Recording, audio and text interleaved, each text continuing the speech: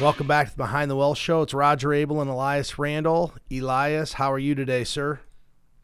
I'm good, Roger. It seems like there has actually been some good market news this week, so I'm not going to get my hopes up too high, but that's always – I'm feeling more positive. I've been pretty negative and bearish all year.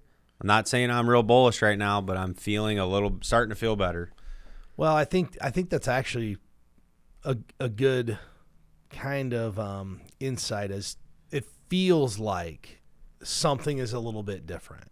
And I don't know what it is, and we're not predictors, but at some point, and we don't know what it is, some point the market's actually going to turn, and we're going to have a uptrend, and we'll go back to all-time highs at some point. Could be in a year, 6 months, 2 years, whatever. But here's what I thought was interesting. I had a phone call with a individual the other day, and they're looking to put in a fairly large sum of money. And they said, well, maybe we should just put this in cash and wait for the market to go down a little bit, meaning they're trying to buy a better price. And every time I hear that, and I've talked with you about this before, that's when the market starts to get away from you. And it could run 5, 6, 7, 8% really quick while you wait to get in. I've always made the comment, when you want to buy, the market's hard to buy, meaning you want to get a better price, you just can't get it. And I'm not here to say that the market's turning, but we've had 4 or 5 straight positive days.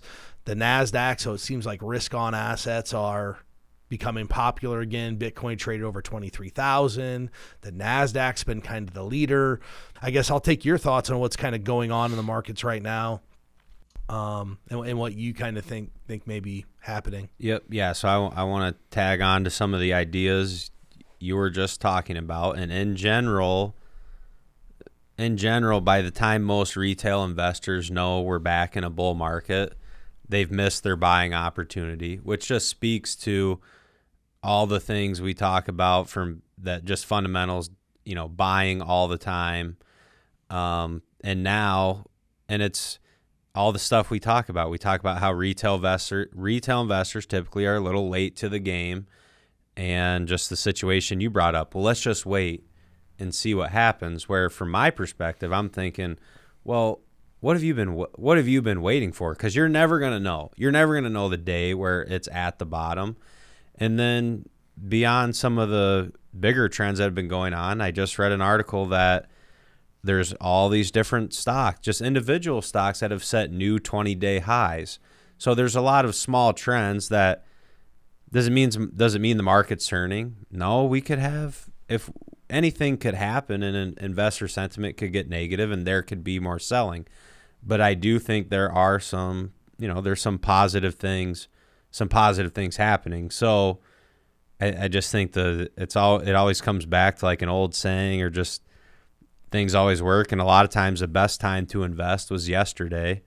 And I don't think people should abandon their strategy, though. So I think coming into this bear market, if you decided, hey, I have X amount in cash, I'm going to deploy it X amount of dollars at a time over a set period of time, stick with the strategy that you decided at the beginning, because you thought that was a good plan, so just keep executing it. Well, you made a good point. You're not going to find the bottom unless you're extremely lucky. So the individual I'm working with actually was with me during 2008 and 9, and he dollar cost averaged himself all the way down. We started buying at 10,000, 9,000, 8,000, 7,000. We did that strategy where, hey, every like 20, 30 days, we were deploying more capital. So he bought all the way down, and he bought at the bottom, but it wasn't that he put all the money at the bottom. It was just a series of events that led to that. And you think about this, you're squeezing it for 2 or 3 or 4%. Over the long term, it's not going to matter. No, over 10, 20 years, whether you buy the S&P 500 at 3,900 or 3,820, it doesn't matter. It's just getting it in. And it kind of leads into a little bit of what we're going to talk about today, and that's actually 4 strategies to help investors adapt to uncertainty. But before we get that, Elias, while we're sitting here, I just pulled up Bloomberg to see what the markets are doing, since we were talking about a few things. And jobless claims just came out. And I'll take your take on this, and I'll give you mine. But U.S. jobless claims hit 8-month high as labor market cools. And I think in general, a lot of times we see that as negative, that, hey, the labor market's cooling off, there's more people unemployed or filing for jobless claims.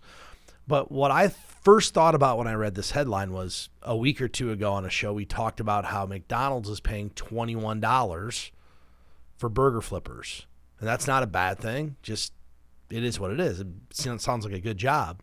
But if all of a sudden there's more people filing unemployment, are they going to be able to start to pay $17 and $18 for that same job because there's more competition, which, we talked about how maybe there's been some inflation caused by higher wages. Well, if wages come down a little bit, I'm not talking about drastic decreases, but if they cool off a little bit, does that help the inflation picture and all those different things that may happen? And this is expected. I mean, if you look around, most companies out there have said they're either going to lay people off, not most, but a lot of companies have said we're going to do some layoffs, or we're at least going to halt or slow down the hiring. I think Microsoft came out yesterday and said we're going to really slow down our hiring efforts as they are preparing for a potential recession. I think the economy cooling off, market cooling off for a little bit. I think in the long term it's going to end up being a very good thing just in general. But yeah, I think jobless claims going up, it's showing that things are starting to slow down and cool off. And yeah, the labor market won't be as competitive if there's more people without a job. And wages do impact inflation. And here's one thing I know. People don't like inflation. I mean, like the two topics that people just can't stand in our business, it seems like, is inflation and taxes. And inflation is just poking people in the eye so bad. Everyone wants to fill up their gas tank, and it's, for a sedan, it's like $40. For a truck, what were you filling your truck up for like 2 years ago? Well, I have 36 gallons, and I was getting it for, I don't know, $80. Yeah, so like 80 to 90. But when you fill up your truck and it's like $125, no one's gonna like that. Yeah, so I talked about this on a previous show. I don't ever really pay attention to what the price of my gas bill is. It's just one of those things. It is what it is. I have to have the fuel. But I started paying attention when the pump started stopping me out, and I had to either swipe the card or not get a full tank of gas. So up until like 9 months ago, I'd get a full tank of gas. I'd get all 36 gallons if I was on empty. Well, then one day I went to the pump. I'm like, oh, I got 29 gallons today. And then it was 24 gallons. And then all of a sudden I noticed now the pumps, instead of stopping at $100, they're now $150. And I still couldn't get a full tank of gas. So that's how I've always measured the price of gas is, hey, because I'm driving a diesel truck, so diesel fuel is $5. But I talked about this on our radio show Tuesday night.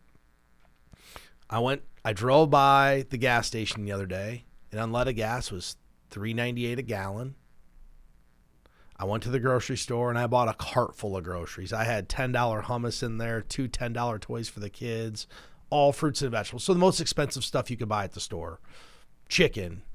My bill was $241, and it was a big cart stuffed to the top.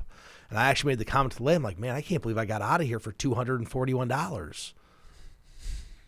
I mean, because usually it's been like over $300 if I go do the weekly for two kids and we buy healthy stuff. I try to stay out of the middle aisles, where all the bad food is. And so I feel like some of those prices are coming down. I bought milk for $3.09.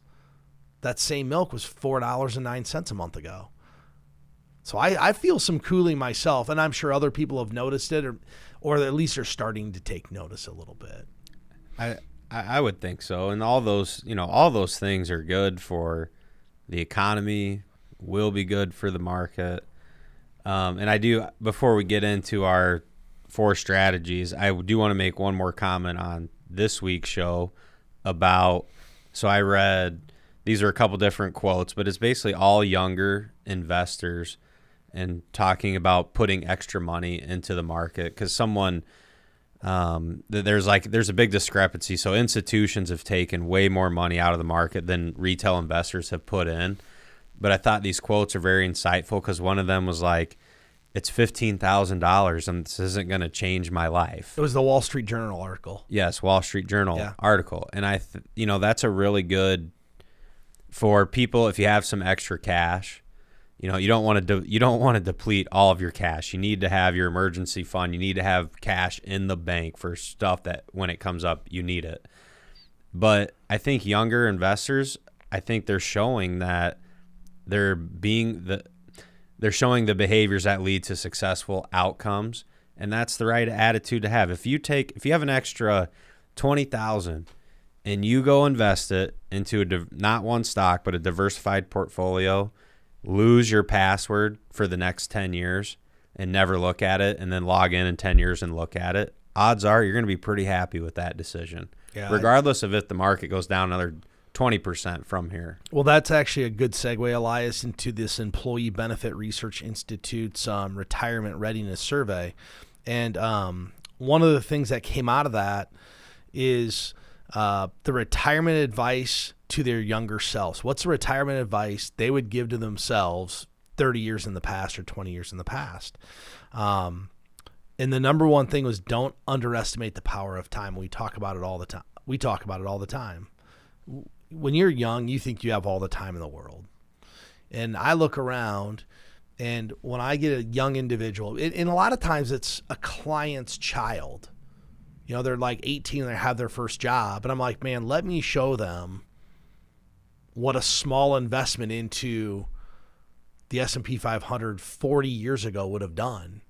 And it's kind of a good way to get them motivated to get into the markets. But I think that just the power of time is the greatest thing basically all investors have.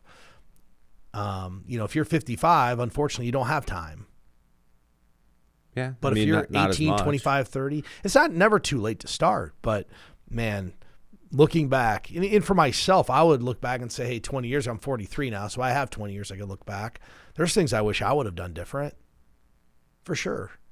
When you think about yourself at 23, absolutely. Yeah, everyone feels the Everybody same does, way. and you're like, man, did I really? I could have saved more money. I could have done more of this. I could have been better at X. And we don't want to look back. It's all going forward. But I think the number one thing for young people listening to the show is you have time, and the compounding of your money is invaluable. Yeah, the other two things I want to point out from advice to your younger self section, and I think they go hand in hand, being more aggressive with their investments and then working with a financial advisor to have a solid plan for retirement and their investments. And this, I can think of 3 conversations that we've had this year with, they're around 50, clients around 50, but have a lot of money. And we get the question, is it time to become more conservative? Well, one, you can answer that with a financial plan. And a lot of times at that time, I think what it is, I think you get to a point where you have a certain dollar amount that you just think, wow, I never thought I'd have this much money. And most of the time, no, I don't think it's time to become more conservative, especially if you have a time horizon that dictates you don't need to. You just have to be willing to stomach the fluctuations. And we are successfully able to keep everyone on track. So I think staying allocated appropriately goes hand in hand with working with an advisor, and that's the other piece of advice on here. I think that's actually a great point. And the only caveat I'd add to that, Elias, is that understanding what an individual's relationship with money is really important. We've had a couple people we ran across in the last few months, and I always pose the question, okay, you have $1 million. If your account went down $20,000, how would you feel? And the answers are a broad range of questions, like, oh yeah, no big deal, or I wouldn't sleep at night. And if someone says I wouldn't sleep at night because their account went down $20,000 and they have $1 million, you can start to answer what their level of risk taking is. And then you have to figure out how in that financial plan to deal with a person who basically wants no risk, because the sphere of investment opportunities for them is pretty small. It's really limited to bank products or some type of a guaranteed product. I mean, there's just no other way to do it, and it becomes harder to maximize what they have. Now, we just got done doing a financial plan for someone that was their exact answer, but they've got a couple of pensions, they've got good Social Security checks, they're in great shape. They don't need any risk. And what we're able to do with the financial plan for them is quantify and say, hey, look, even with X amount of inflation, because that's really the primary concern right now, because your pension checks aren't going up. Even with X amount of inflation, you're going to be okay. So now our goal is to take all of this money that, they have that they need no risk on and try to figure out how to maximize the return for them with no risk. So it's a little bit different than what we do sometimes. It was unique. And fortunately for them, they haven't been in the market, so they haven't lost anything. Interest rates are ticking up now, so it's creating more opportunities of places that they could potentially go. Yeah, it is, and they're they're in a unique situation, like you said. Most people are not in a situation where they can't have any sort of equity risk in their portfolio. Some people are, if you have enough pension, enough Social Security, and no debt. It's really the only people that are there, Elias, are at least one really good pension, and a lot of times two. And the Social Security checks have to be big, and they have to be living on, quite a bit less than what those checks are. Yeah, because otherwise, be pretty frugal to pull that off. Otherwise, when you run the software, the inflation will just eat it up over time. And I think back, my grandpa retired from teaching 37 years ago. And I had this talk with my dad. When my grandpa retired, he retired on IPERS. At the time, his IPERS and Social Security check was basically what he was making when he was teaching. It's a nice paycheck. 36 years later, his IPERS check's still like $1,900 or $2,000. Yeah. It doesn't go that far anymore. And people don't think about that with the pension. So every time someone comes with the pension, I always tell them that really the investment dollars for you is your future hedge against inflation. Your goal shouldn't be to spend on these investment dollars. It should be to help these provide inflation adjusted income for you 20 years down the road. My nanny used to nanny for me. She's a teacher, and she just got in the public school system. And she's all excited because she's getting IPERS. And I said, you're getting that, but you need to do the 403B with it. Yeah, just $100 a month, something. My dad is out of Kirkwood. He was giving me some crazy statistic about how few people actually do the 403B because there's no incentive, there's no employer match into it because they're putting all the money in IPERS. That 403B, that's your golden ticket through age 95. It is. That's also a lack of investor education, right? I'm not blaming on any individual person, but if people really understood finance the way everyone should, because the truth is money impacts everyone, there wouldn't be anyone not saving in the 403B. Okay, so I'm going to throw this out there. I think the lack of saving in the 403B is because of regulation in the state of Iowa. Okay, I don't know what you're getting at. When I started in the business as an advisor, you could go and help somebody with a 403B and get compensated fairly to help them do it. You could use any company you wanted. I don't know what year they switched. Then the state of Iowa said, hey, we're only going to allow these 5 403B providers. And we're going to limit the compensation to X, which basically is nothing. There's no incentive for an advisor to go educate people about why it's important. So all the education now is fallen onto the employee because there's nobody to help them. It's not easy to do. You have to jump through a bunch of loopholes if you're an advisor to help somebody. Maybe we should write a letter to the state government. But think about this. So everybody gets all caught up in, the fees and expenses. Well, yeah, the fees and expenses are only relevant if you have money. If you didn't save any money, you're worse off. Well, because I had this conversation with my dad. Fees and expenses. Let's look at net result. Right, but I had this conversation with my dad. My dad's like, why are so few people doing it? I said, because there's nobody there to help them. Yeah, they don't know.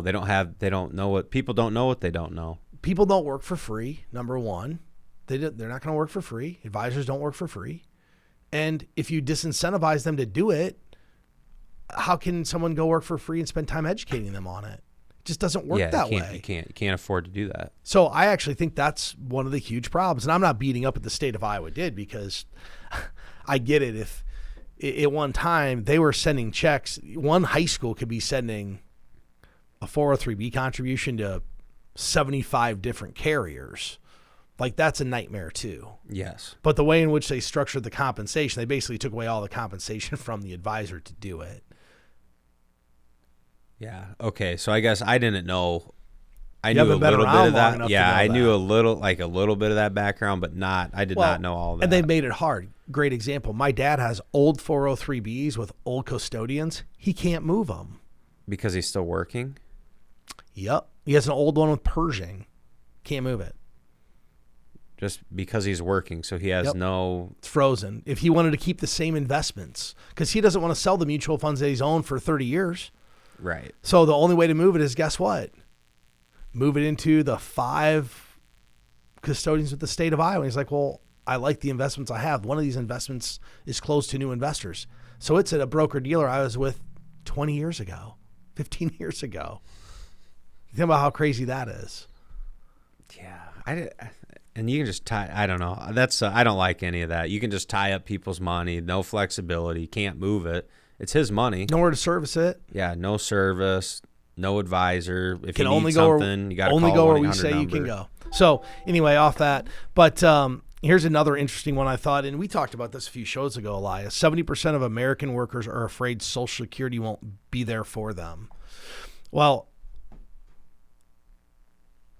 I think if you're over a particular age, and I don't know what that age is, maybe 50, you're probably okay. I know we talked about when we do a financial plan with a person who's in their 30s, they don't even assume Social Security. They don't even think about Social Security. Yeah. Every single one is like, well, yeah, I'm not going to get a Social Security benefit.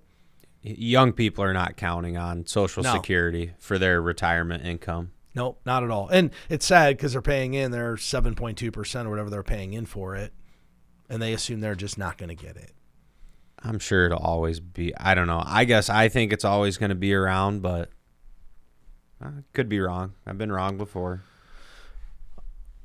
So 4 strategies, Elias, to help people adapt to uncertainty. You know, the first half of 2022 is the worst start to the stock market in decades, down over 20%. It's one of the worst starts ever. Yeah. Of all time. And you know what's interesting is I don't feel panic. No. Like in 2008, people were panicking. And I think it's because there's so much other bad news with it. Like the bad news, I mean, if you think about it, what's the bad news? Things have gotten more expensive. So far, that's the bad news. In 2008, It was, man, banks are going out of business. I could lose my house. Unemployment's way high. I might lose my job. There was just a lot of bad stuff. Yeah, I think this year has been the difference between a bear market and a crisis. This year is a bear market. Yeah. The 2008 was a crisis. I mean, okay, if we mixed in with the bear market this year, 2 of the biggest banks in the country going bankrupt, that probably would cause some panic. So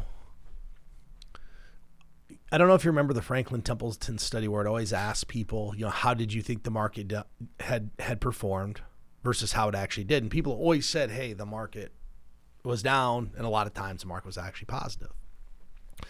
This year, I think most people would be surprised to know that this is the worst start to the stock market.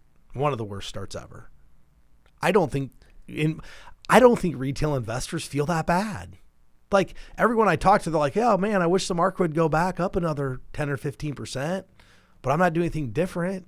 It's just really weird reality because the start's been so bad, but I just don't feel like an individual investor sentiment that I'm working with, my clients, are that disturbed by this. I mean, I ask the question every meeting, you know, are you scared or are you nervous?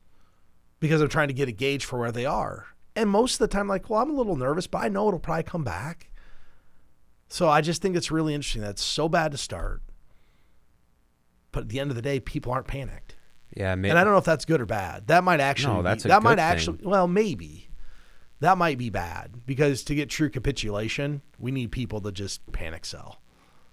Like that might mean the bottom's not in. Okay, but if there's some, even if it's a small rally and people just start to feel a little bit better, you're right. There could be a point where I'm sure panic selling would start. I don't know. I have no idea what that scenario. Well, I don't either. I'm would just be throwing it out there for general discussion that maybe, you know, as we kind of feel like the market's gaining a little momentum to the upside, maybe it's just another head fake on the way. I mean, Yeah, we're not out of the woods yet. Just expect more pain. Expect volatility. Then you can't be disappointed. It's like me planning for vacation. We're getting ready to go to Disney. My wife's all worried about these flights. I said, well, just expect that all the flights are going to get delayed and there won't be a problem. Your expectation's just going to be met.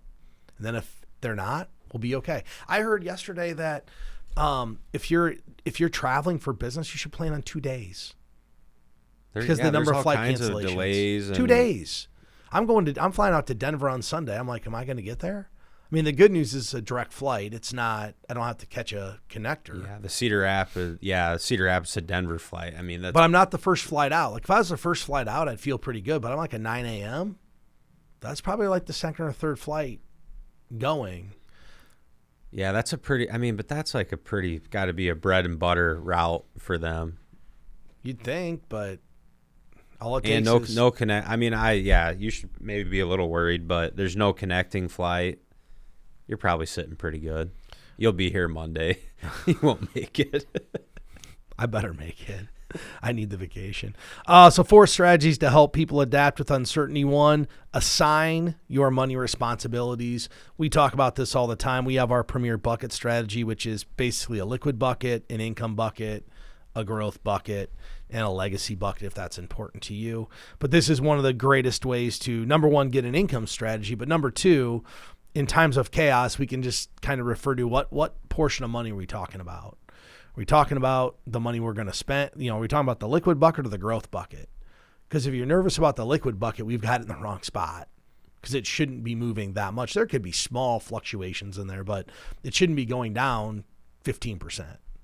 Yeah, and how important has cash been this year for people taking out distributions? I'll give you a great example. I've had people in the past, why do we have so much cash in there? Well, we want to be able, number 1, have opportunities, and number 2, if you're taking distributions, that's why. Nobody this year's asked why we've had so much cash. I haven't heard it one time in 6 months. Yeah, and that great question thing is, goes out the window in a bear market. But here's the beauty of that cash bucket, Elias. With where CD rates have come, we actually can go get a decent yield on, not relative to inflation, but relative to where the cash bucket's been in the past. Yeah, that's true, to help keep filling it up a little bit better than years past. Well, you come to me the other day and we were talking about bonds in general, like just core bonds. Is all the pain already priced in? And I don't know. Are we just going to hang out now and clip the coupon for a while? I think so. That's what I think is going to happen. But again, I don't know. Again, I don't like to speculate and predict. Well, the speculation, people have been selling bonds for the better part of, 12 months. If somebody wants us to do a customized bucket strategy for them, you can go to btwealthshow.com. We'd be happy to do it. Click Get Started. We'll get you in contact with one of our advisors. Elias, number 2, run emotional decisions by an impartial party. And here's why this is a good strategy, because money is an emotional aspect of our lives. And, it comes with different feelings: hope, fear, guilt, shame, and I think, or success even. And I know we talk a lot with clients about making decisions based on greed and fear. And those are kind of like those are 2 basic emotions where when you have a bull market, a lot of people get greedy. I think we've talked about examples of that on the show. We've talked about people allocating to the high-flying growth assets at the end of last year, and I'm sure that was driven by greed. Oh, it's going to keep going up. And then in a year like this, we have a bear market. People start to make decisions based on fear, not based on fact or statistical analysis or anything. That's, oh, my account is down 10%. I don't want to see it go to 0. I'm just going to get out of the market. So those are, and if you work with a firm, you work with an advisor, hopefully that's the person you're leaning on to be your impartial party to help guide you when you think you should make a change or think you should do something, and that's being driven by emotion rather than logic and statistical analysis. The better term for this is a second opinion. That's the best term for this. Get a second opinion. There you go. If you don't know or you question something, get a second opinion. Maybe you're considering paying off debt or investing. Maybe you just get a second opinion if you don't know what to do. We do that a lot in life, but I think what's important is get it from somebody who has some type of training. And second opinion doesn't mean my neighbor who is an engineer, I'm going to get his second opinion on whether I should buy XYZ stock or pay off debt, because they're not a professional. No. So if you want a second opinion, you can go to btwellshow.com and get it. Number 3, which is really important, focus on what you can control. We talk about the sphere of control and all the things that we can and can't control. We can't control the price of fuel. We can't control the price of groceries, milk. We can't control the stock market, inflation, the economy. What can we control? There's really like 3 major things I think people can control. Well, regarding your finances, you can control your spending, your asset allocation, how much money you're contributing, and then you can also control things like decisions like what job you pursue and career path and stuff like that. Yeah, but if we focus on those things, it kind of brings into clarity what we should be doing versus saying, oh my gosh, milk is $4 a gallon. What am I going to do? That's not, well, let's figure out a way to spend. Instead of maybe, let's figure out how to save more money. So maybe instead of buying, and I know people have done this, instead of buying the brand name, we start buying the generic. I don't remember what client I was talking to, but they went and they were looking at ibuprofen. And the generic was like half the price of the brand name. They looked at the ingredients, are like exactly the same. I think that's the switch that people are making with higher inflation. They're saying, you know what, I'll take the generic brand instead of the brand name because I'm saving money. It's a way to save money. It is. And a lot of generic brands are actually fairly similar. They're just packaged different. And I actually just went this summer, we went to Lamar's, Iowa, and we went and checked out the Blue Bunny. They have their like their original ice cream shop there in town, and you learn some of the history. So they make a lot of ice cream, not only for themselves, but the grocery stores and places like that. And the recipes are the same, but the cream that they buy from all the dairy farmers in the area, the top notch stuff, the top shelf cream goes into Blue Bunny boxes. And then your second tier, which we're talking about cream, so it's all good, right? It's making ice cream. It's all good. I've never had bad ice cream, to be honest with you. Right, but that's the only difference. So their top grade cream goes in the Blue Bunny label, and the cream for the ice cream for the generic brands, that's what they use in the generic brand. So it's essentially the same thing. My dad's taught a marketing class at Kirkwood for 30 plus years, and he talked about this when I was a kid. He goes, a lot of the same products are all produced in the same facility, same recipe, packaged differently. Right. I don't know whether that was his frugal nature wanting to sell me on why we bought the generic brand all the time. Oh, of or course. If it was fact, but as I've gotten older, I've realized that it's fact. And then the fourth thing we can all do is just focus on the long term. If you think about the stock market over time, if I showed you a stock market over the last 100 years, you would have bought every single year the past 100 years and been happy with it. So people just bringing a focus, this really short-term point of view, and they start to listen to the media and start to think about what's going to happen with their money short-term. I literally just got off a phone call with a client. I want to put some money in, but I think I want to wait, see if we get a better buying price. I go, is it going to matter in 10 years? Of course it's not. It's not going to matter in 10 years. You're going to be happy that you did it. In 20 years, you're going to be happy that you did it. You're 37. In 30 years, you'll be happy that you bought it. Look back 30 years ago what the S&P 500 was. How much would people have bought if they would have known the value of the S&P 500 today versus 30 years ago? They would have put every single dollar they had into it and been happy about it.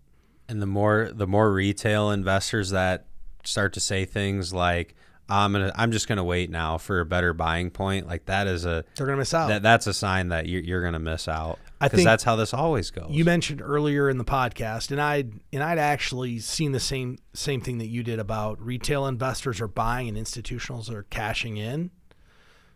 Well, retail investors have a long-term point of view. They're saying, I have 30 years. It's going to be better in 30 years than it is today. And if it's not, one of the comments in there is, well, if I put this money in and in 10 years or 15 years, it's worth zero, we all have a lot bigger problems than my retirement account balance. Much larger problem. And if, truth be told, if your outlook is that exact outlook, market's going to zero, world's coming to an end, should invest in your survival skills, and like that's what you should focus on. Because what else? Your money's going to be worthless. Your gold, if there's no companies and there's no economy, gold's worth nothing. Well, if think about it, for the stock market to go to zero, there's no companies in existence. Yeah, there's no value. We to probably that. wouldn't be in existence much longer. Well, yeah, that happens if like if Armageddon happens and the asteroid hits Earth. Yep, going to be in zero. We all have bigger problems, and that was one of the comments in that article was we all have a lot bigger problems than this $5,000 I put in my IRA and lost. Yeah, the other point I wanted to make about focusing on the long term. So here's what really bothers people investing in the equity markets and the stock market. There's a lot of variance, and in the short term, there is variance and there's volatility, but the only way to counter the variance is to be invested for a long enough time to take it out, because over the long period of time, the market has gone up. So your only cure for the variance is to stay invested. Like there's no magic bullet. There's just one thing you can do, and that's the way it works. Yeah, in my opinion. No, I agree with you. I mean, that's why we stay in for the long term. We try to eliminate as much luck as possible. With that said, I want to thank everybody for listening to the show again. Thank you, Elias, and I hope everybody has a great weekend.